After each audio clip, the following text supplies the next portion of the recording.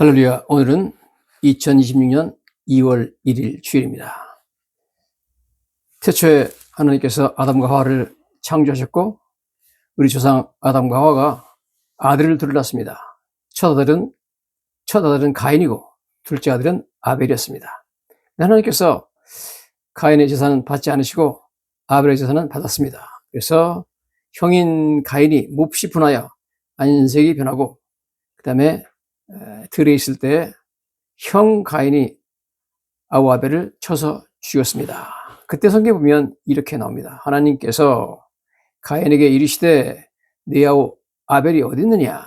그가 이르되 내가 알지 못하나이다. 내가 내 아우를 지키는 자이니까. 이렇게 가인이 하나님께 대답을 했습니다. 그러니까 하나님께서 이렇게 말씀하셨다고 나옵니다. 창세기 4장에 나오는 내용입니다. 하나님 말씀하시기를 내가 무엇을 하였느냐? 내 아우의 핏소리가 땅에서부터 내게 호소한다. 그렇게 말씀하고 있습니다. 여러분, 피가 하나님께 호소한다는 표현을 쓰고 있습니다. 이것이 가능할까요?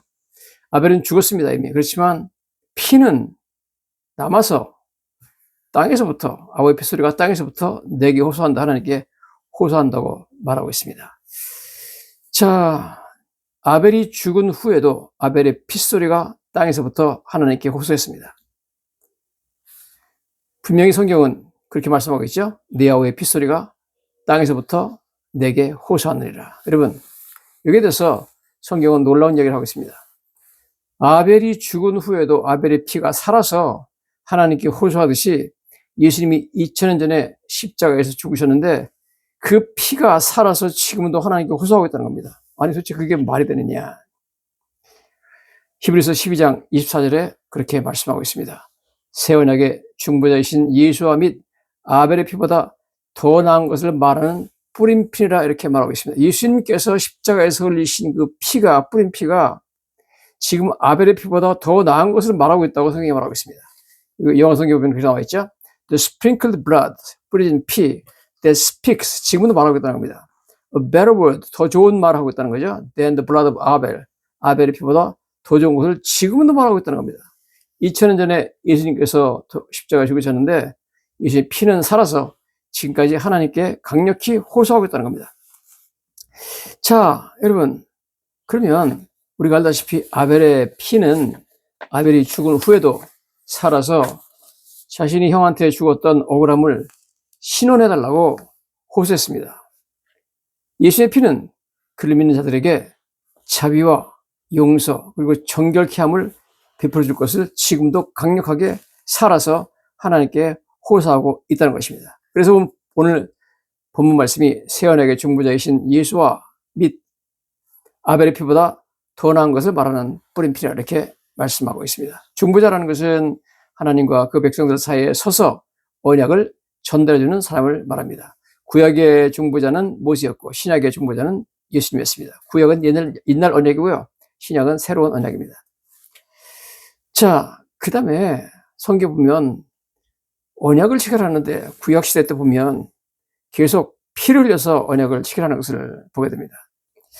본문도 그렇게 말씀하고 있죠. 오늘 히브리서 12장 24절에 새 언약의 중보자 예수님에 대해서 말씀하면서 그 다음에 아벨의 피, 예수님의 피에 대해서 말하고 있는 것을 보게 됩니다. 본문은 새 언약이 예수님의 뿌리신 피로 체결됐음을 말씀하고 있습니다. 왜 도대체 하나님께서는 언약을 체결할 때 피를 뿌리죠? 그 이유는 무엇일까요? 자, 하나님께서 아브라함과 언약을 맺는데 피를 뿌리십니다. 창세기 15장에 보면 하나님께서 아브라함에 나타나셔가지고 약속을 하십니다. 나이가 지금 100세가 다 돼가는데 아브라함이 하나님 만나가지고 하나님께 이렇게 말하죠. 내게 무엇을 주시나이까? 나는 자식이 없사오니 나의 상속자는 이 다메섹 사람 엘리에셀이나이다. 하나님, 내가 지금 나이가 100살이 다 돼가는데 자식을 안 주셔서 할 수 없이 내 상속자를 우리 집에서 일하는 종 다메섹 사람 엘리에셀에게 상속할 수밖에 없습니다. 그러니까 하나님께 말씀하시기를 아브라함아, 그 사람이 내 상속자가 아니라 내 몸에서 날 자가 내 상속자가 되리라. 아니 지금 제가 나이가 100살이 다 돼가는데 어떻게 아기를 낳습니까? 그러니까 하나님께서 그를 이끌고 밖으로 나가 이르되 밤입니다. 밤에 텐트에서 하나님께서 아브라함의 손을 붙잡고 나가셔서 하늘을 우러러 뭇별을 셀 수 있나 보라. 하늘을 보게 하죠. 뭐 공해가 없으니까 하늘에서 막 별이 쏟아지는 그런 때였습니다. 보라, 또 그에게 이르되 네 자손이 이와 같으리라. 네 자손이 별처럼 많아질 것이다 그랬습니다. 정말 지금 유대인들이 전 세계에 별처럼 많아졌죠. 그때 그 말씀하시면서 그뿐 아니라 네가 지금 거주하는 땅에 네 토유의 소지가 하나도 없지만 이 토지를 너와 내 자손에게 줄 것이다 이렇게 말합니다. 이 땅을 내게 줘 소유를 삼게 할 것이다 이렇게 말합니다. 그러니까 아브라함이 그러죠. 여호와여, 내가 이 땅을 소유로 받을 것을 무엇으로 알리까? 그러니까 사실 내가 이 엄청난 땅을 하나님 나한테 주시고 내 자손에게 줄 것을 내가 어떻게 알겠습니까? 그러니까 여호와께서 이르시되 나를 위하여 3년 된 암소와 3년 된 암염소, 3년 된 암소와 3년 된 암염소. 그러니까 암소 한 마리, 그다음에 염소 한 마리, 그다음에 3년 된 수양과 양 한 마리, 산비둘기와 집비둘기 새끼를 가져와라. 그러면서 아브라함이 이 모든 것을 가져가며 중간을 쪼개고, 아브라함이 중간을 꼭 쪼갰습니다. 소도 쪼개고 양도 쪼개고 비둘기도 쪼개고 그래가지고 쪼갠 것을 마주대어 놓고 새는 쪼개지 않았다. 그래서 이렇게 쪼개놨습니다. 양하고 소하고 양, 소 이런 걸 쪼개놨다는 거죠. 자, 그러고 나서 피를 엄청 흘리는 거죠. 지금 소도 죽이고 양도 죽이고 지금 뭐 새는 안 쪼갰으니까 새도 있고 그런데 엄청난 피가 흐르는데 서로 마주보도록 이렇게 세워놨습니다. 그 길을 지금 지나갑니다. 하나님께서. 해가 져서 어두울 때 연기 나는 화로가 보이며 횃불이 쪼갠 고기 사이로 지나가더라. 횃불이 그 고개 쪼갠 동물을 쪼갠 고기 사이로 지나갔다는 겁니다. 피가 흐르는 그 길을 지나갔다는 겁니다. 하나님께서 아브라함에게 백세가 다 돼가지만 아들을 주실 것과 이 땅을 너에게 줄 것을 약속하는 언약 체결을 이런 식으로 피로 하십니다.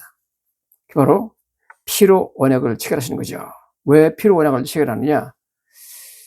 만약에 내가 이 언약을 어기면 네가 나를 죽여도 좋고 이 동물처럼 죽여도 좋고 피를 흘려서 만약 네가 내 언약을 어기면 나도 너를 죽일 수 있다는 생명을 걸고 약속하는 그런 언약입니다. 그러니까 엄청난 중요한 그런 예식이죠. 이 피를, 동물의 피를 잘라가지고 피 흘리는 가운데 통과하면서 우리는 생명을 걸고 약속한다. 여러분, 하나님께서 아브라함과 약속을 한 것은 하나님의 명예와 생명을 걸고 하신 그런 언약이 있습니다. 그 약속을 하나님이 지키셨죠? 하나님께서 그 땅을 이스라엘에게 지금 주셨고 또 유대인 자손들이 하늘의 별처럼 많게 하셨습니다. 예수님께서도 자신의 피로 새 언약을 체결했습니다. 그래서 오늘 본문 말씀은 예수님이 새 언약의 중보자로서 피를 뿌렸다 이렇게 말씀하고 있죠. 오늘 본문에서 히브리서 저자는 예수님을 새 언약의 중보자라고 소개하고 있습니다. 예수님이 언약을 체결하는데 예수님도 피로 언약을 체결했습니다. 십자가에서 흘린 모든 피를 가지고 예수님께서 피로 언약을 체결했다는 거죠. 자, 누가복음 22장 20절에 예수님께서 돌아가시기 전날 밤에 제자들과 치호에 만찬하시면서 이렇게 말씀하십니다. 저녁 먹은 후에 잔도 그와 같이 하여 이르시되 이 잔은 내 피로 세우는 새 언약이니 곧 너희를 붓는 것이라. 이 피로 언약을 세운다는 겁니다. 예수님께서 똑같은 전통에 따라가지고 피로 언약을 체결합니다.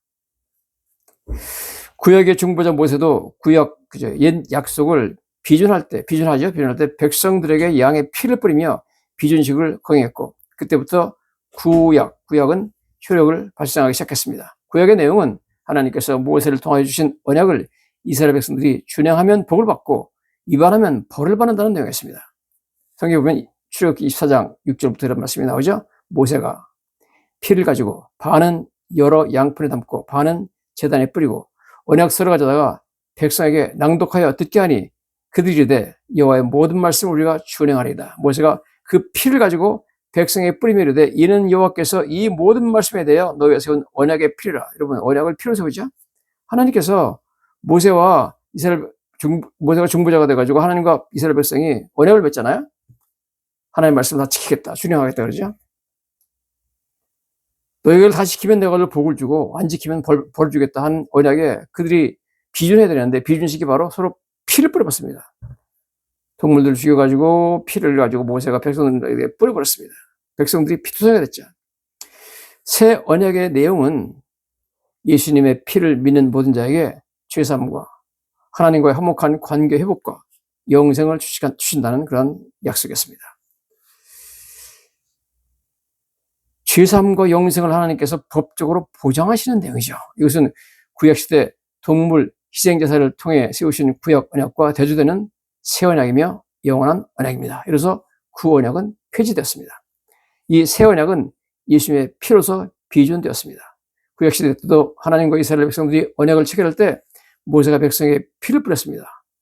오늘날 우리가 성찬식을 거행하면서 예수님의 피를 기념하죠. 이것은 예수님과 믿는 자 사이에 언약 체결을 기념하는 징표입니다. 성경은 히브리서 9장 22절에 이렇게 말하죠. 율법에 따라 거의 모든 물건이 피로서 정결하게 되나니 피 흘림이 없은즉 사함이 없느니라 이렇게 말씀하고 있습니다. 요한일서 1장 7절에 그가 빛 가운데 계신 것 같이 우리도 빛 가운데 행하면 우리가 서로 사귐이 있고 그 아들 예수의 피가 우리를 모든 죄에서 깨끗하게 할 것이요 이렇게 말씀하고 있습니다. 여러분 현대의학은 실제로 피가 몸 안의 독소를 제거하며 몸을 깨끗하게 한다고 말하고 있습니다. 적혈구가 몸속의 모세혈관들을 다 돌아다니면서 세포 내 모든 독소를 수집해서 체외로 배출시키고 대신 신선한 산소를 공급한다고 말합니다. 진정한 죄사함은 오직 그리스도의 흘리신 피를 통해서만 얻을 수 있습니다. 예수님은 자신의 피로 영원한 속죄를 주셨습니다. 그리고 그 피를 믿는 자들의 모든 죄를 용서하시고 그 죄를 영원히 기억하지 않는다는 놀라운 은혜의 말씀을 하고 계십니다. 히브리서 8장 12절이죠. 내가 그들의 불의를 긍휼히 여기고 그들의 죄를 다시 기억하지 아니하리라 하셨느니라 말씀하고 있습니다. 전설에 따르면 마틴 루터가 심각한 병에 들었습니다. 악마가 그의 병실에 나타나서 승리의 미소를 지으며 큰 두루마리를 펼쳤는데 그 두루마리는 저절로 풀렸다고 말합니다. 루터는 그 두루마리에 적힌 자신의 죄악 목록을 하나하나 읽어내려갔습니다. 처음에는 절망에 빠져서 비틀거렸습니다. 그러나 그때 갑자기 루터가 외쳤습니다.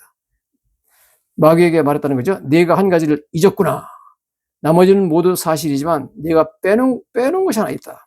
그의 아들 예수 그리스도의 피가 우리를 모든 죄에서 깨끗하게 하신다. 이렇게 외치니까 루터가 이 말을 하자 형제들을 고발하는 자, 즉 사탄과 그의 긴 두루마리가 갑자기 사라져버렸다. 이렇게 말씀하고 있습니다. 여러분, 예수님께서 우리와 하나님 사이에 위대한 새 언약, 신약을 체결했습니다. 그 신약은 예수님이 십자가에 돌아가시던 전날 밤에 피를 뿌려서 비준해서 그날부터 효력이 발생하기 시작하는 겁니다. 여러분 아시다시피 지금 한국과 미국 사이에 관세 협상에 대한 팩트 시트를 만들어 놓고 국회에서 오랫동안 비준을 안 하기 때문에 트럼프가 그것을 이유로 해가지고 다시 관세를 25%로 소급해서 부과하겠다고 말하는 것을 알 것입니다. 국회에서 비준 안 하면 그 약속이 실행이 되지 않죠. 효력이 없습니다. 서로 언약이. 마찬가지로 여러분 하나님께서는 예수 그리스도의 피를 믿는 자에게 죄를 용서해 주시고 하나님과 화목한 관계를 회복시켜 주시고 영생을 주신다는 약속을 피로 맺으셨고 예수님의 피로 비준하셨습니다. 2000년 전에 이미 그 약속이 효력을 발생하기 시작했습니다. 누구든지 예수의 피를 믿고 예수님의 피가 나의 죄를 대신하여서 뿌렸다는 것을 믿고 주님을 믿으면 오늘 우리는 모든 죄에 대한 용서를 받고 하나님과의 아름다운 관계가 회복되고 영생을 얻게 되는 줄로 믿습니다. 할렐루야.